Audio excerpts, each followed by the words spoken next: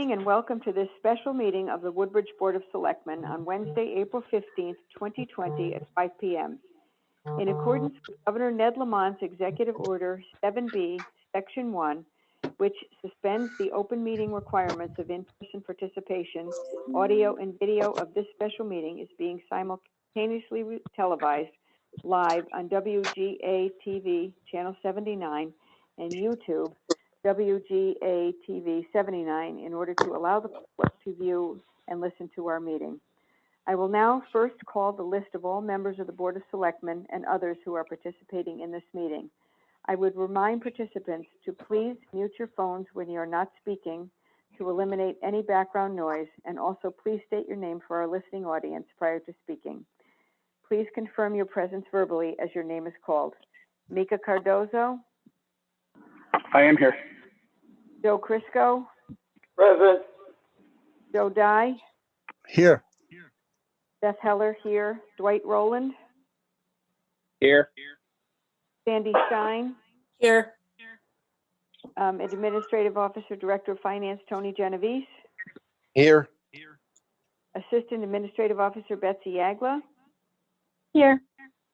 Town Council, Jerry Weiner. Here. And Executive Assistant, Jerry Shaw.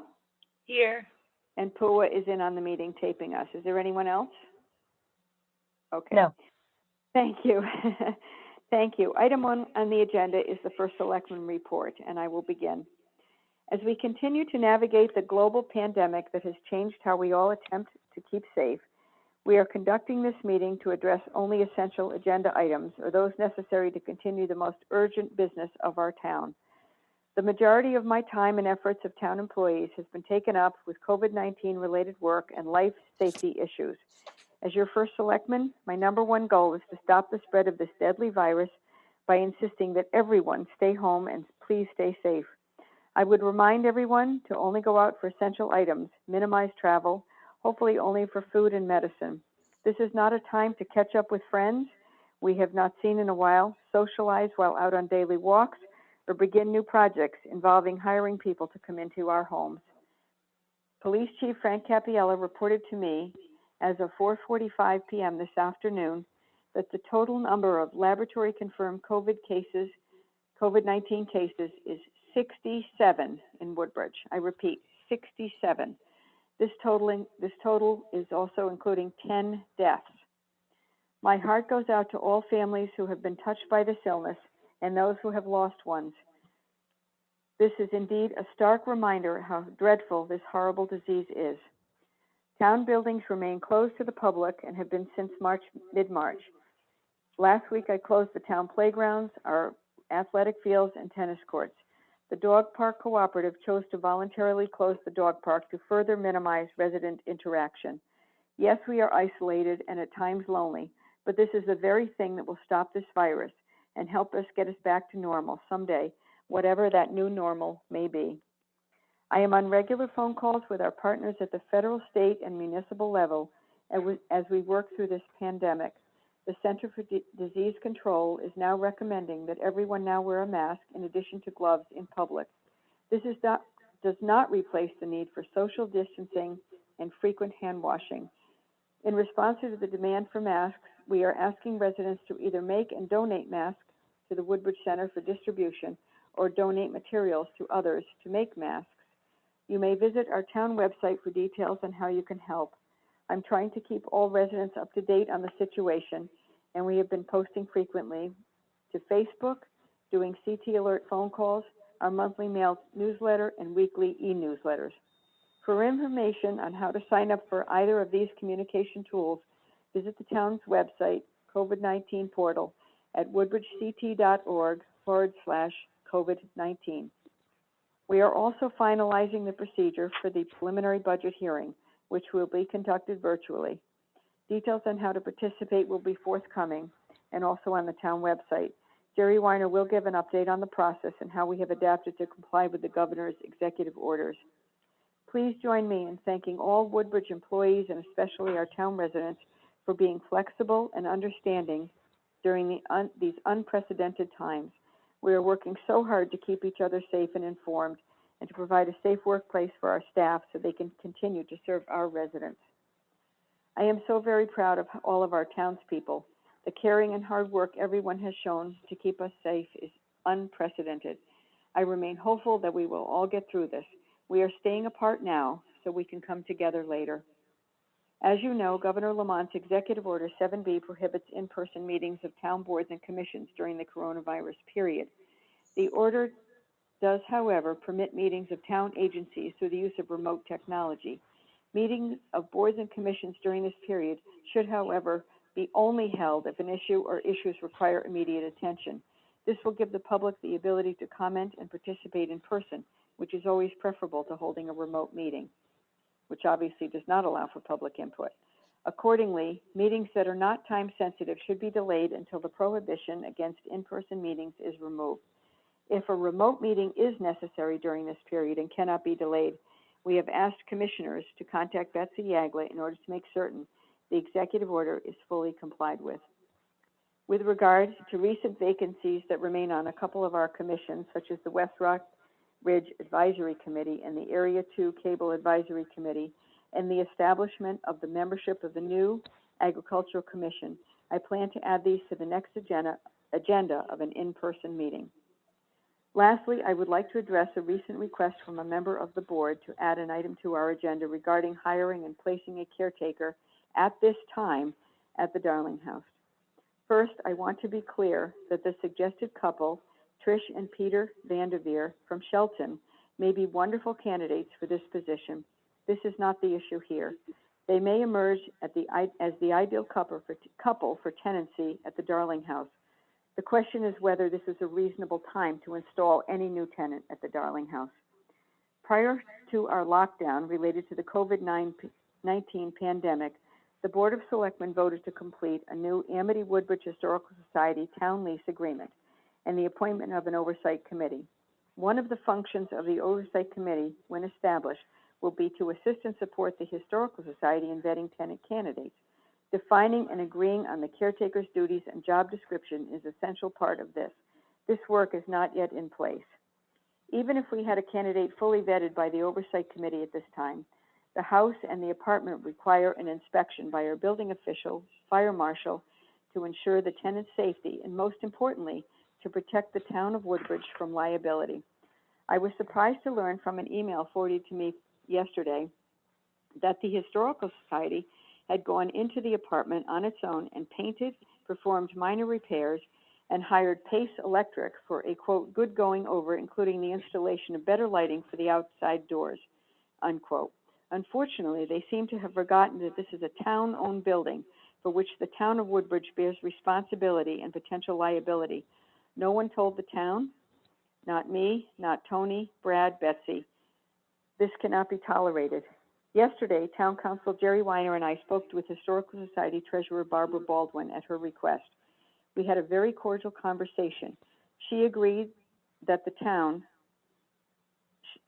society should have notified the town ahead of any repairs that the society was making to the tenant department.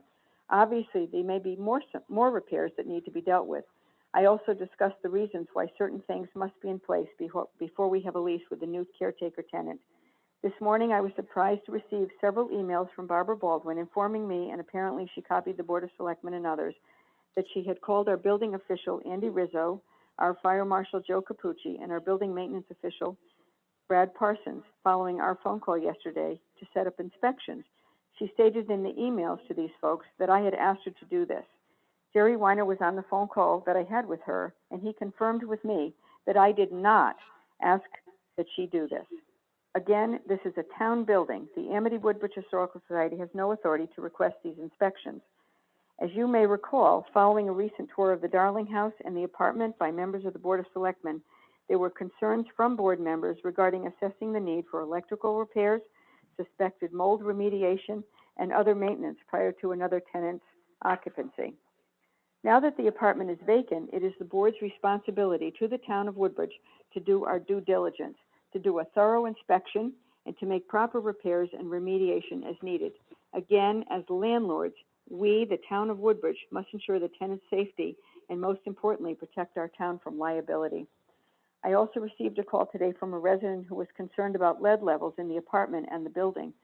Barbara Baldwin also reported through an email that she does not believe, quote, a remediation plan is necessary, end quote. This is the town's responsibility, not the society's. At my direction, Mr. Rizzo will review the entire file and the previous inspections that have been performed. He will organize an inspection of the entire building and include Mr. Capucci and Mr. Parsons. They have agreed to work together to complete this, and I have asked them to submit their report to Tony, Genovese, and me. I will forward this to the board and the society. Andy assured me this will be completed over the next few days, depending on what they find. I have also asked Fire Marshal Capucci to review the current fire alarm system and make recommendations for how we might better protect this wonderful asset. It is therefore my recommendation that we continue with the agreed-upon process. We must first complete the lease agreement between the town and the Amity Woodbridge Historical Society.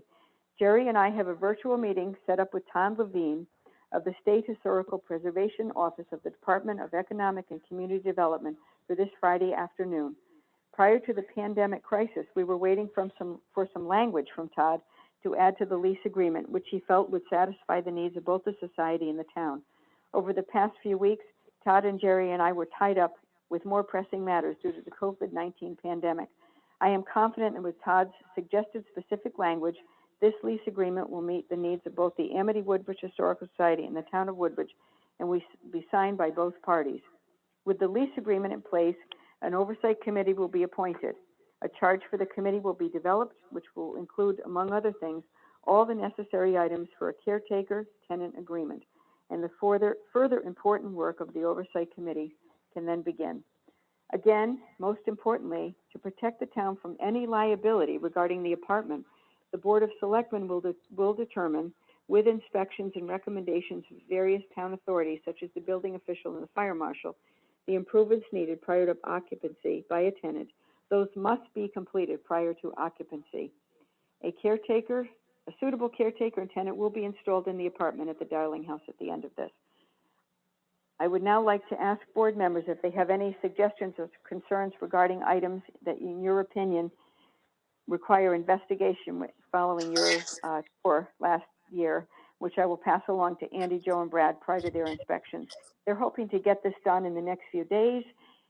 Following that, we can we'll hope simultaneously get this lease agreement done, and then we can proceed. And I hope this is done in a short amount of time. But we can't rush it. It's important to do it correctly. So I'll call on each one of you individually, I guess, to see if you have any suggestions. Mika? You indicated as far as the remediation that we had seen on it. If we need to confirm that everything is in place, I think that's what we need to do. I don't know if we want to put a timeline on that or not at this point in time. Yep. Okay. Joe Crisco? No questions. I'm sorry, what? No questions. Okay, thank you. Joe Dye?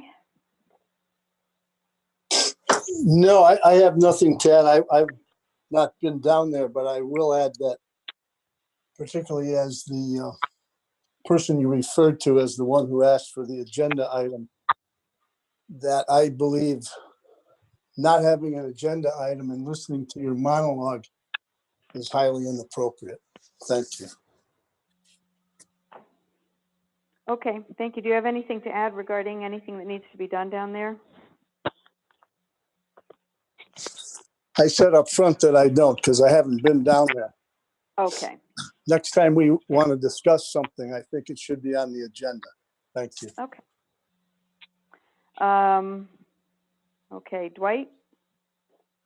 Yeah, I just want to make sure that whatever they find, Andy and Joe and Brad, in the next few days, if they can get repaired, fixed, or whatever, very, very quickly, so we can move this process along. Dwight, I will add, I hope that's true, but what if there's something that requires, lead abatement, or we'll do it as soon as we can, obviously. This is important. Right. But right, we're that's in the all middle I'm of the pandemic. Right. All I'm asking is whatever they find, if they find any electrical work to be done, plumbing or whatever, that it be addressed as quickly as possible so we can get this lease agreement approved. Okay, that's fair. All right, Sandy? First, Beth, I want to thank you for all that you and your staff are doing to shepherd the town through this very, very unprecedented situation. And I know that that has consumed all of your time, and it's very hard to pay attention to other issues. I will say that I think that you are putting the right steps forward to try to resolve and finalize the plan that the Board of Selectmen did approve, all the components of that. And I thank you for moving that forward at this point. The one suggestion that I have regarding the inspection is for them to look at the structural integrity of the outside kitchen wall. There appeared that there may be potentially some issues with that.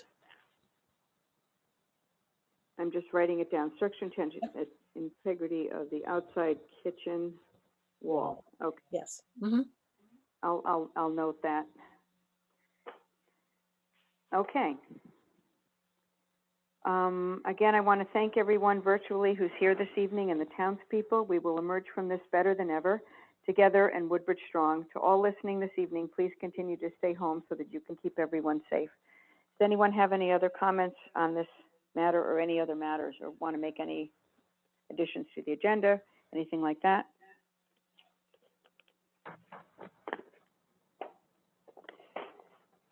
Okay, moving on. Item 2, adopt the state affirmations. You have in your packet several affirmations for approval. One is the ADA municipal grievance procedure. I reviewed it. I didn't find any changes that needed to be made. Sorry. Does anyone else have anything on that one? Nope. Okay. Item Nope. number 2 is the ADA notice. I did notice under the name that Mary Ellen LaRocca and Jeanette are both listed, so I spoke with Jerry about that, and she's going to take out Mary Ellen LaRocca. Great. Anyone have anything? Nope, that's what I noticed as well. Okay, thanks. The affirmative action policy statement, I didn't find any changes there. Does anyone else? Hello? We're here. Okay, anyone else have any changes on that? Nope. Okay, compliance with Title VI of the Civil Rights Act of 1964. I had no changes.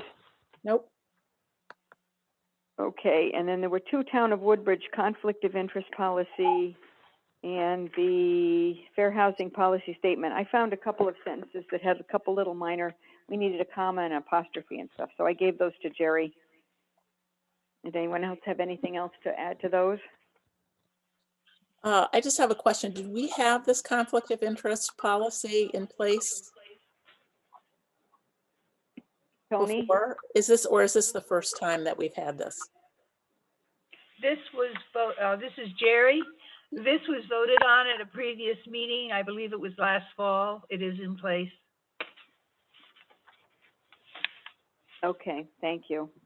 And fair housing policy statement, anyone have any additions, corrections on that one? And the fair housing resolution, any additions, corrections? Jerry Weiner, can we do these as a pack, or do we have to vote on them one at a time? You can do it as a pack all at once. Okay. Would someone like to make a motion to that effect? So moved. Okay, Second. thank you. I'll make a second. Unfortunately, I have to call everybody one at a time. Mika Cardozo? Aye. Joe Crisco? Aye. Joe Dye? You didn't call for a discussion, but I would like to ask. Sorry. All right. That's okay. I would like to ask, what are we doing with the conflict that's already in place? What's the purpose of this? I'm sorry, the which one? The conflict of interest that was voted on last fall and is in place. What are we voting on tonight?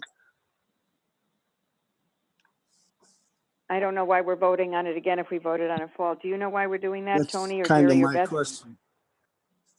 I don't know. I have no idea. And how many others are the same thing? Any? No, all of these are voted on every April. This one was included last fall. Okay, And the advice I was given was that it should just be included with them and then they'd all be accepted every April and not get dropped. okay, that's a fair enough explanation, but I guess my next question would be that there's no amendments to that then, right? We're just putting it on the same interval. No. Okay, all right. Then I'm a yay.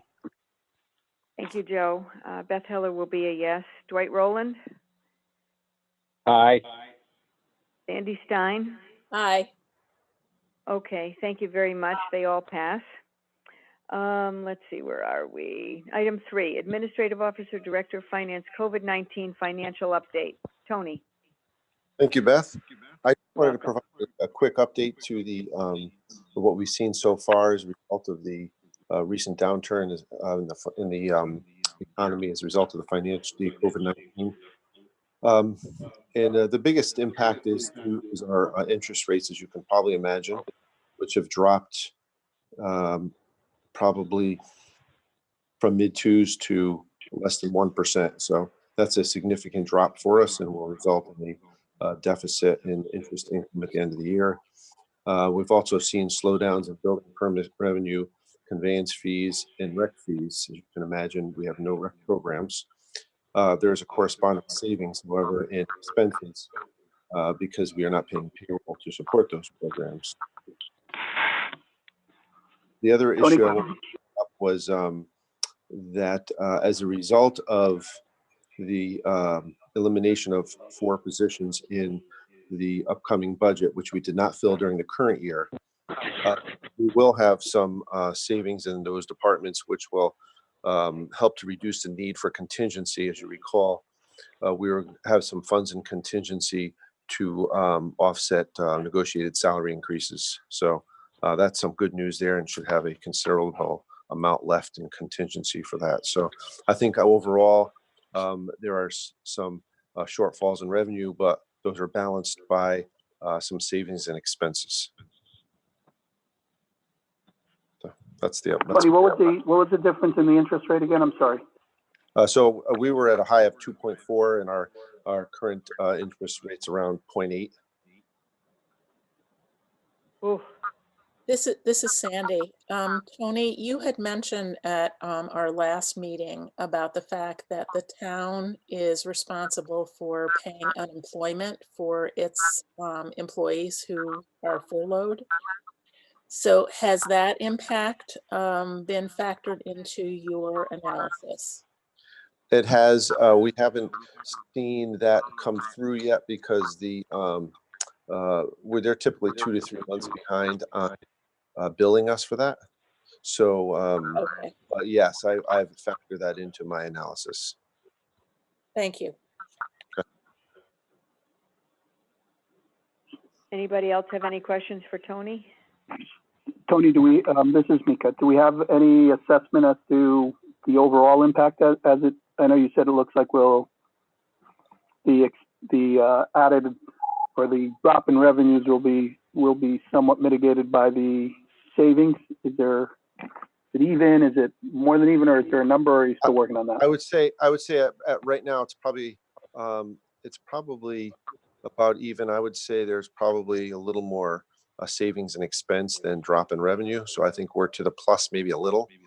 I think the real big challenge is going to be how this impacts next year's budget and what actions may need to be taken, as a result of events that have happened since the preliminary budget was recommended. This is Sandy. Do you have an example, Tony, of what you're referring to? For example, in next year's budget, we have $300,000 for interest income. If we continue along this path and the rates stay where they are, we're probably not going to make more than 100,000. Got it. Thank So you. that's a significant one. Right. Yeah. So this is Sandy again. Another question relates to the fact that we had such a mild winter.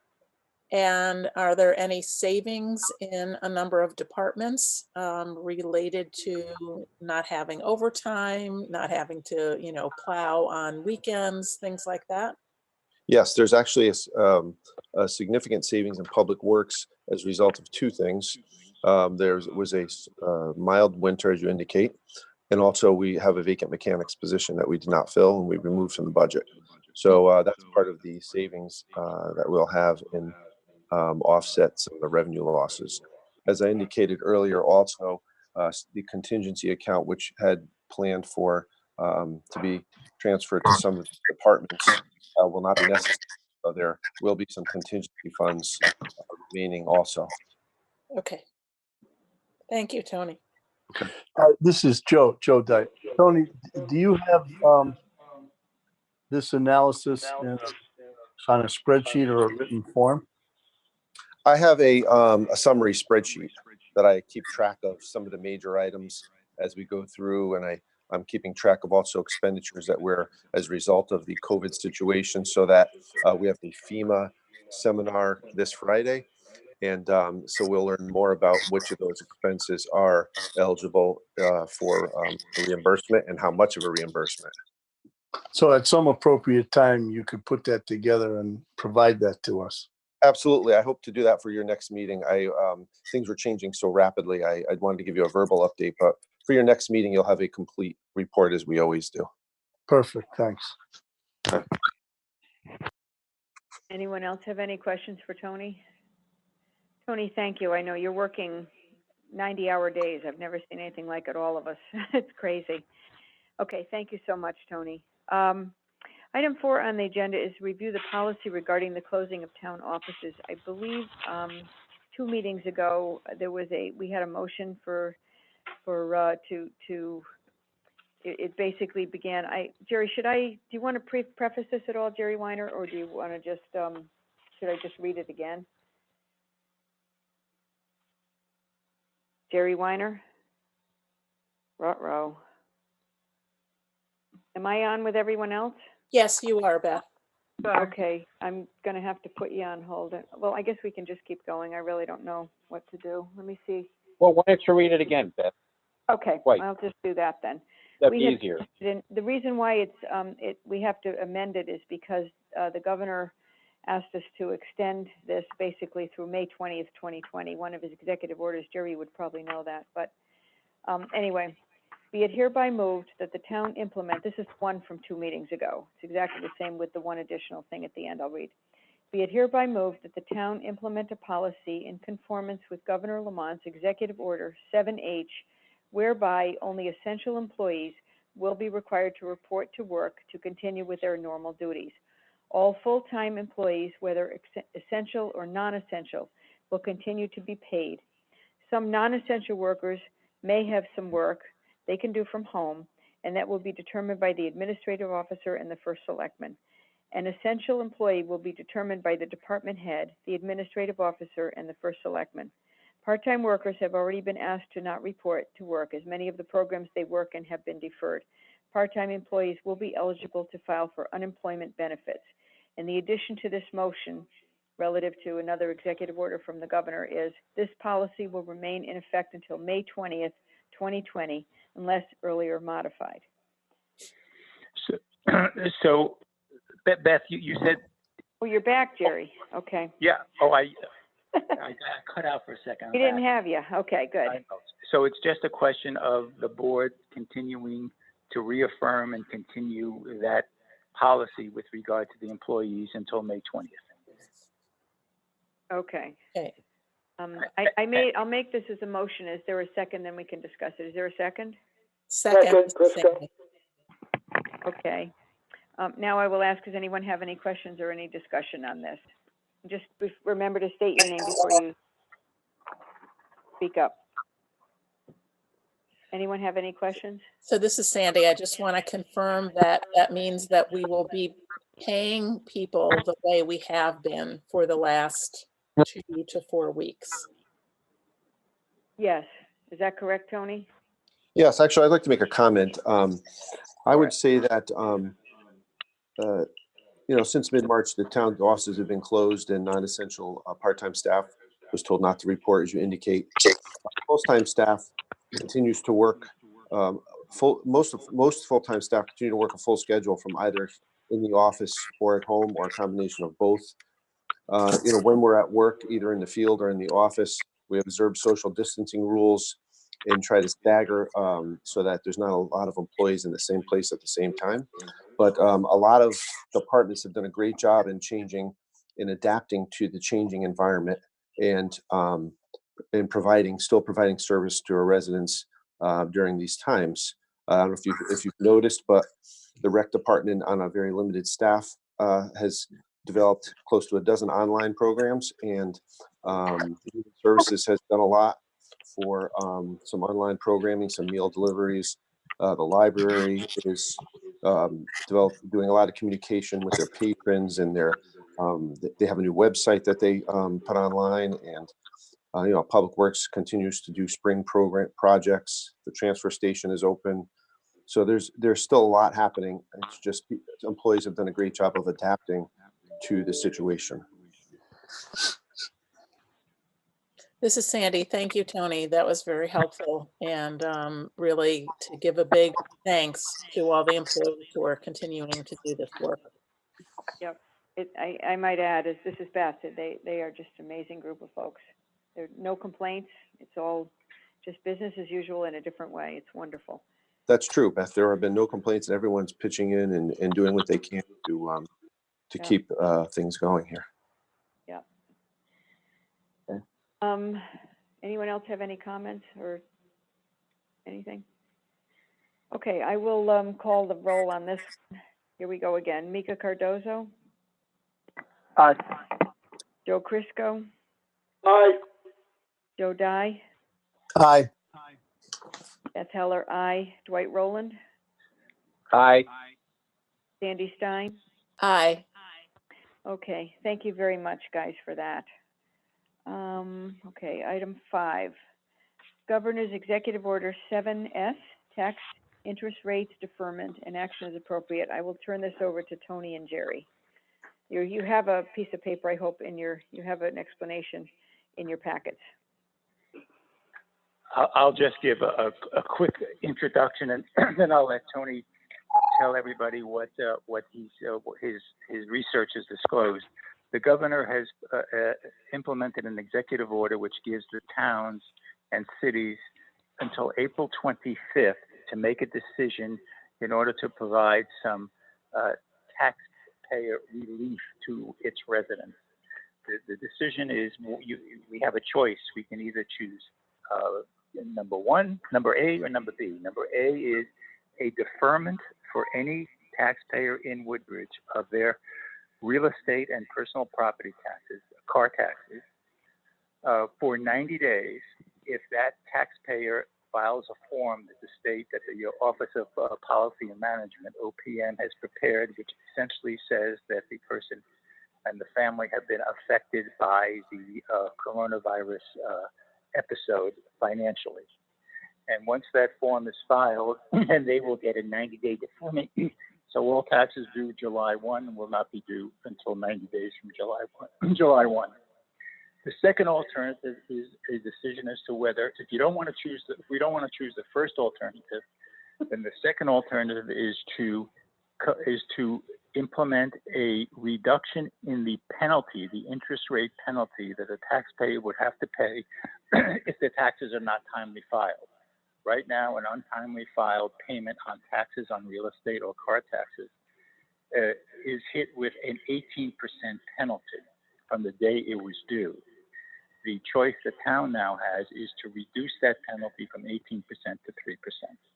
And as you can tell, it's a little bit of a balance and an investigation as to what Tony and the finance department think the town should be implementing. And I know Tony has done a lot of research on this already, so I'll ask him to give you some information as to the results of his research. So thank you, Jerry.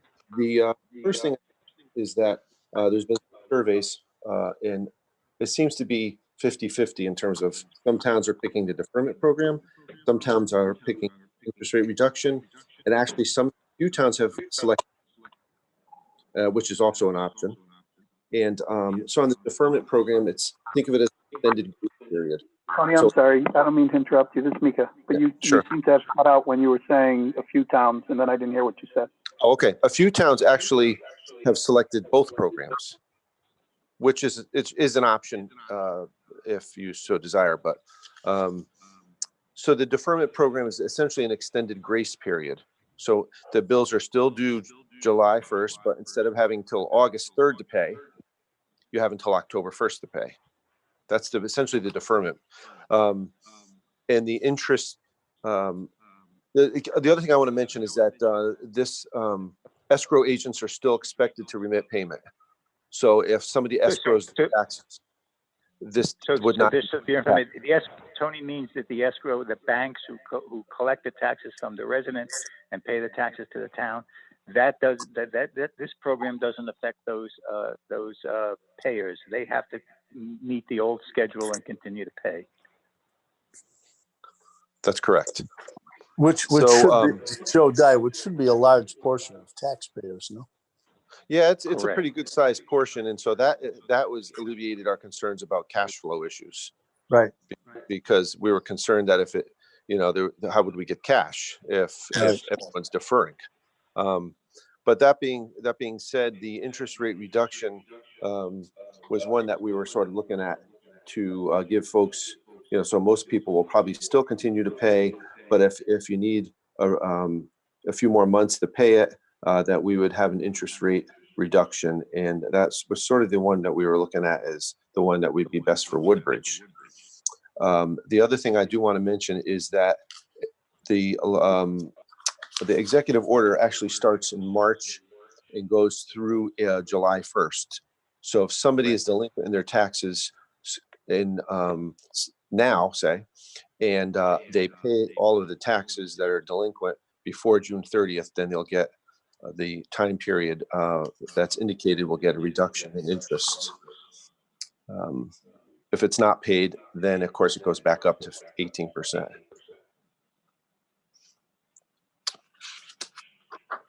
So those are some of our thoughts on that. But it seems like the interest rate reduction was one that we thought would be the best fit for us. Tony, so it's Joe Dye. I'm sorry. Just so I understand. So if someone hasn't paid the tax that was due in January, but they pay before July 1st, they're going to pay 3% interest if we institute that? Correct. From the time period of the act was signed, which I think is March 10th. March 10th is the executive order. Correct. Yeah, through June 30th. So that portion, yeah. Correct, that portion.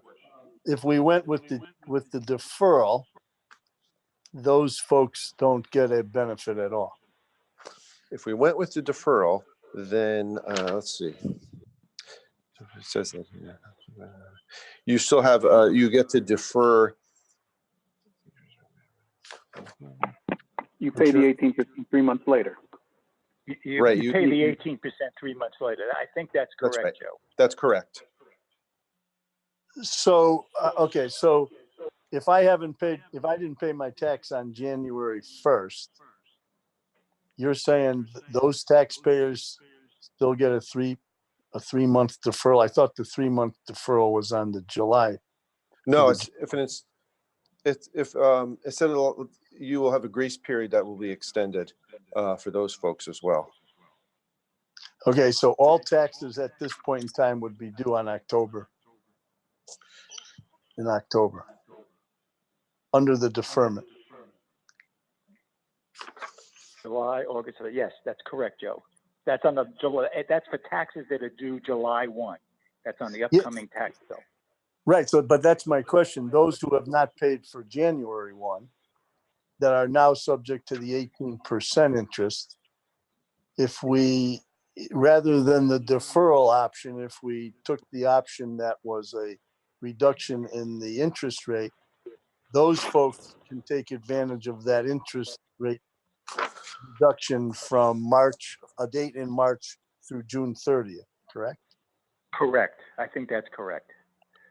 Right, so we get more taxpayers with a benefit if we take the interest rate reduction, or the penalty reduction, if you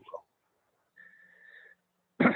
You know, I'd have to look I'd have to look into that and see, you know, how many, you know, taxpayers are still have outstanding bills and to see which one would provide the benefit to most taxpayers. Right, because typically we have a very high rate of tax collection. That's so correct. Right. Probably Correct. do not have a lot of January taxes outstanding is my guess. That's correct. Not Correct. So, compared to most towns. so I'm wondering why the deferral wouldn't be best for the taxpayers. It might not be best for our cash flow because we wouldn't be collecting any penalty, but might be best for our taxpayers. Joe, it's a balancing act. I mean, so Tony has to consider cash flow for the town, you know, I benefit understand. to the taxpayer. In the budget. I understand. Budget. That's from my perspective. You may have a different perspective on it. No, I understand it. That's why I said the largest benefit to the taxpayer is the deferral. Right. Not necessarily, yes. not necessarily correct. the best option for the town in terms of collection. But yes, That's correct. Okay. This is Sandy. So basically, on July 1st, half of everybody's taxes for the year are due. And Right. if everybody gets a deferral, then the town basically has very little money coming in until October. Actually, that the difference is that if you escrow your taxes, the banks will still pay. So that Right. portion will still be paid. It's just those that don't escrow. Right, but I would say that there's still a large number of people who own their homes outright. I don't think the percentage is that great, but I could be wrong. Okay. Die again. Well. I don't know. This is Beth speaking. I had item A as a discussion and action as appropriate as number 1 under that. We do not have to decide this completely until, I think, what is it, April 20th? April 25th. So we could potentially get more information if you'd like, some of the questions that were raised from Tony, and I would propose we could meet again. We could certainly. Perhaps Wednesday, if that would help you guys. Maybe we'll have some information on other matters to share with you at the same time. We can also find out, Beth, how many people are in the situation Joe was raising, Correct. who haven't paid their taxes in January and might get the benefit of the lower interest rate if that's what we opt to do. Right. And Right. as opposed to how many people actually have their taxes escrowed, and what percentage of the total population will those folks make up, so we will know what the cash flow situation will be. Tony, is that information, it's Mika, is that information available in terms of the escrow? Okay. Yeah, it should be relatively easy to get. Okay. That's good. Okay. Yeah, this is Sandy. I think that would be very beneficial to have that so that we actually make the best balancing decision for the town functioning and the residents. Okay, so is everybody in agreement? Then perhaps we should have another meeting next Wednesday at 5 p.m. if we can work out the details. Yes, that's fine with me. Joe Dye. Okay, That's great. fine. Right. Great. Okay. Yes. We'll Is there have Mr. Rose on the line. We'll make that happen, we hope. And if you have any other Tony, questions, let me know. Sounds good, Tony. Thank you. Okay. All right. Thank you so much. Item 7 on the agenda is acknowledge receipt of the town clerk's report. You have in your packet, let me just flip the page here. I will move approval of the town clerk's reports in your packet. Is there a second? I'll second it. It's Mika. Thank you, Mika. Any discussion or questions on that? All in favor, Mika? Aye. Mika, you okay? I said, yes, aye. I'm sorry. Sorry, I didn't hear you. Joe Crisco? No problem. Aye. Joe Dye? Aye. Beth Heller, aye. Dwight Rowland? Aye. And Sandy Stein? Aye. Okay, thank you, everyone. Item 8 on the agenda is the minutes. You have in your packet minutes Excuse me, from Beth? March 11th. Excuse number me, 6, this is Beth. Jerry. Do this. Excuse me, this is Jerry.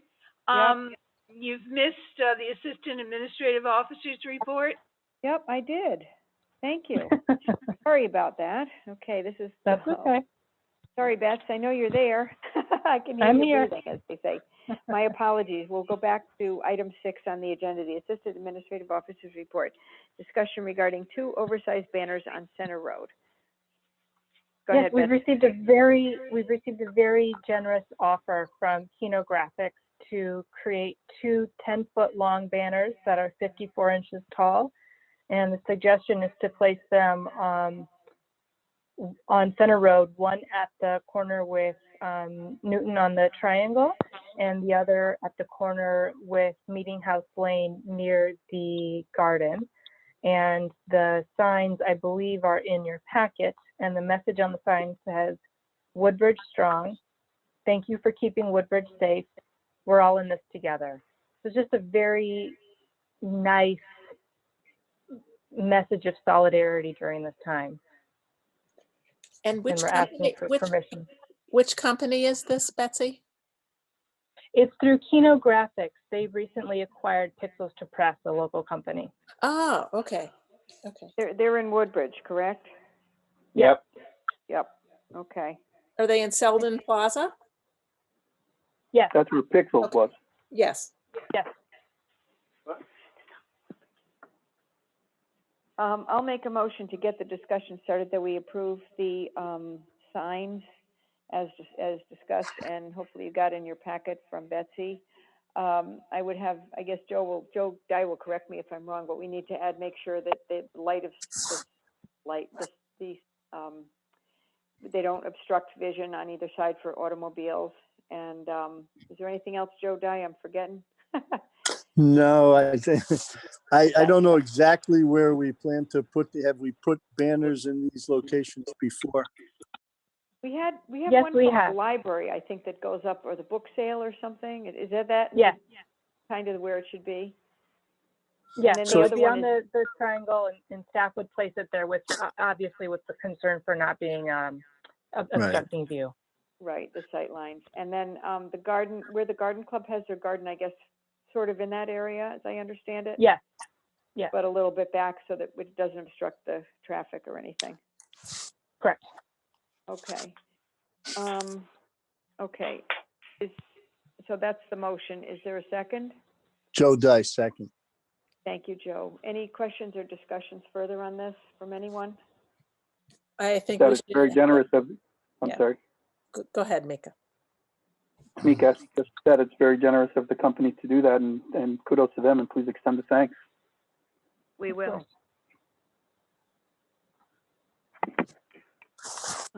Anything else? Okay, I will call the roll again. Mika Cardozo, Aye. Joe Crisco, Aye. Joe Dye, Aye. Beth Heller, aye. Dwight Rowland, Aye. Sandy Stein. Aye. Okay, it passes unanimously. Thank you, everyone.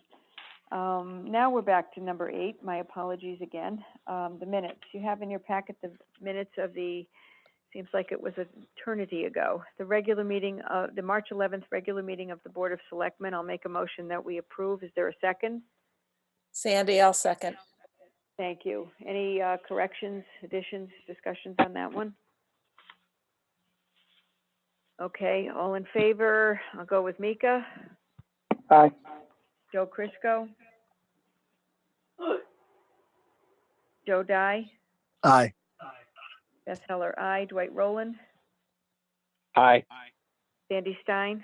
Aye. Thank you. Next set of minutes, I hope I'm right, is March 24th. It was a special meeting. I will make a motion that we approve them. This was a meeting via teleconferencing. I'll make a motion that we approve. Is there a second? Second, this is Sandy. Thanks, Sandy. Any corrections, additions, discussions on these? Beth, Dwight, Yes. I show the minutes that were done April 1st. In my What? packet, April 1st special meeting. Yeah, we haven't gotten there yet. Okay. We're doing March 24th first. Okay. Okay. Sorry. Yeah, they'll be up next. The motion is for the March 24th minutes and seconded by Sandy. Mhm. Okay. Anyone have any additions or corrections, changes on the March 24th minutes? Okay, Mika Cardozo, Aye. Joe Crisco, Aye. Joe Dye, Aye. Beth Heller, aye. Dwight Rowland, Aye. Sandy Stein. Aye. Okay, thank you. Now we move on to the minutes of April 1st, which was also a special meeting, done via teleconference again. By the way, I would be remiss if I didn't thank Jerry Shaw for getting these done in a very timely fashion. They're coming out quick, fast, and in a hurry here. I will make a motion that we approve. Is there a second? Second, Dwight. Thank you, Dwight. Any discussion on these? Okay, I'll call the roll. Mika Cardozo, Aye. Joe Crisco, Aye. Joe Dye, Aye. Beth Heller, aye. Dwight Rowland, Aye. Sandy Stein. Aye. Okay, those are approved. And I think that's all the minutes, correct? Correct. Okay, moving on. Town Council's report. Jerry Weiner. So this is a very, very quick. I just want to remind everybody of the budget process again. You should have received the warning to the preliminary budget hearing, which I received on Monday. Some maybe got it Tuesday or today. And in that, I think it's fairly descriptive of what's going to happen. The town will have a preliminary budget hearing. And at that hearing, magically, Eddie, Chairman of the Board of Finance, will, I understand, be present at Town Hall.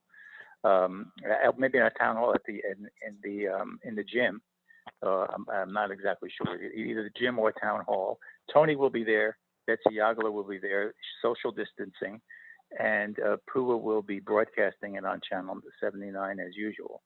In addition, the hearing will be available to town residents via WebEx, and I think Betsy is still working on the details of that. And there will be a notice on the town website of how people can access the WebEx technology, so that they may be able to ask questions of Matt and Tony, who will be at the meeting. The budget will be gone over just as it always has been, and Matt will be taking questions and making comments on what the budget is. I understand that Beth will also be making a statement about the budget process. Once the preliminary hearing is over, the Board of Selectmen, as you know, is already designated in accordance with the executive order, the Board of Finance, which is the budget-making authority in the town, to establish a budget for July 1, 2020, June 30th, 2021. There cannot be any in-person participation at the preliminary budget hearing or at an annual meeting.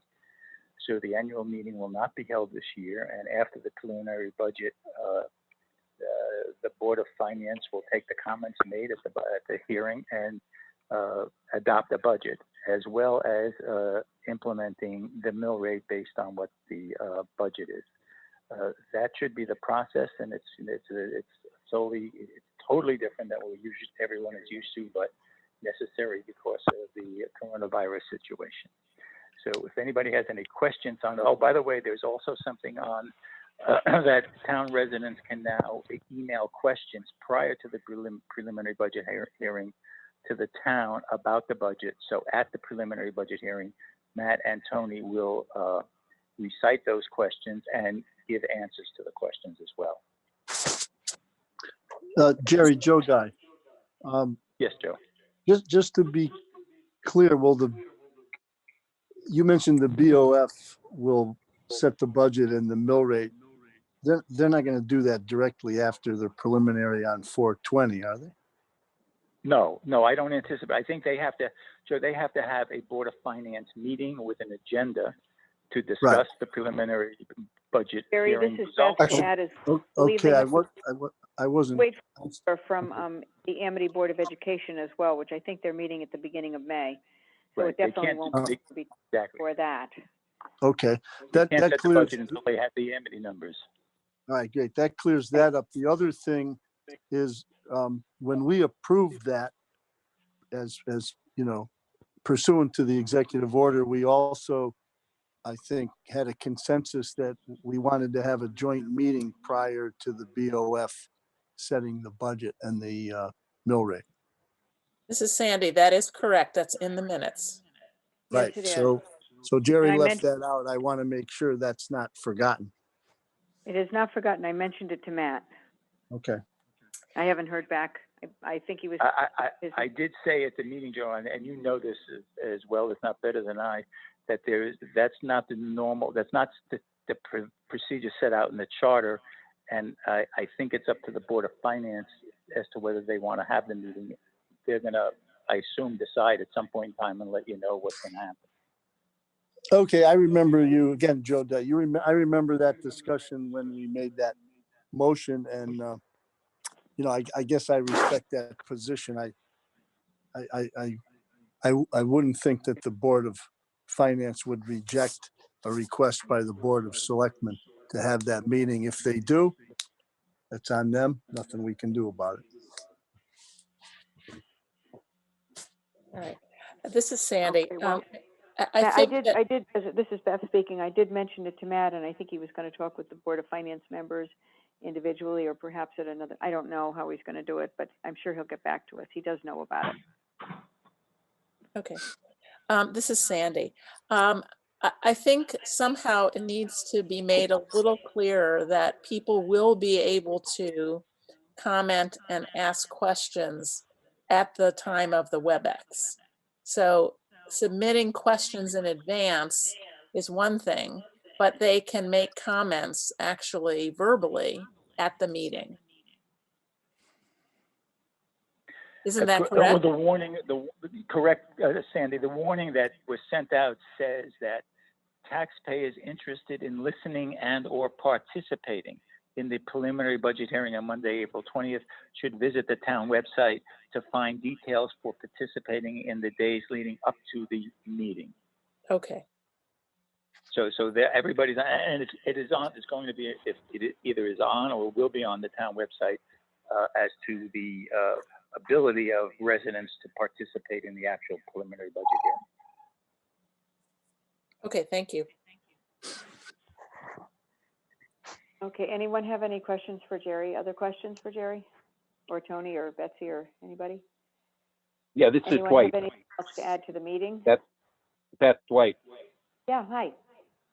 I just wanted to see, will the heads of all the, like the fire commission and everybody be on the call on the 20th in case there's a question that's asked about their specific budget and maybe Tony or Matt can't address? So we don't have to then maybe go back and re-answer it. Dwight, that's a very good question. I had a department head meeting yesterday and spoke with each department head that was there, and the two that weren't, I also called them and reminded them they must be present. It is mandatory that they attend the meeting virtually. Oh, They okay, I will be just all wanted there to answer specific questions about their specific budgets. right. I just wanted to make sure. Thank you. Thank you.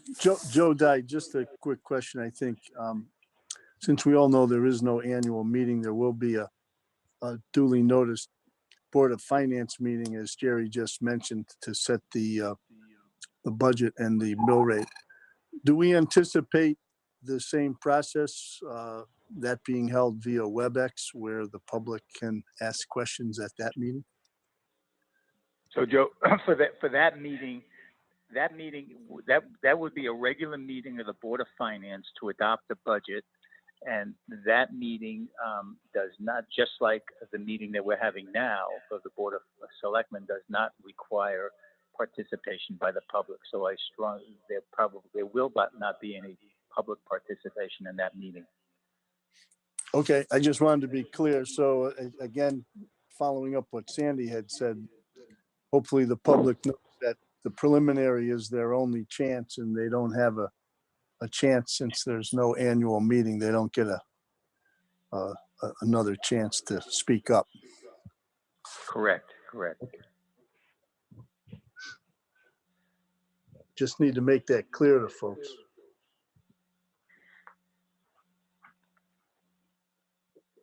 Okay, thank you, Joe.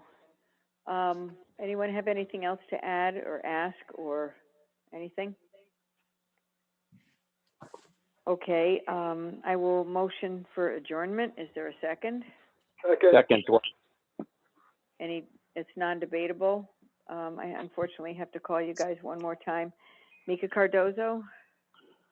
Aye. Says, aye. Thank you. Joe Crisco? Aye. Joe Dye? Aye. Beth Heller, aye. Dwight Rowland? aye. Sandy Stein, aye. Aye. Okay, I want to just thank everyone for joining us tonight again. If you've joined from television land, thank you. I will emphasize again, the numbers are going up. It's very important that we emerge from this together and stronger. Please continue to stay home so that you can keep everyone safe. Thank you all and have a good night. Thank you.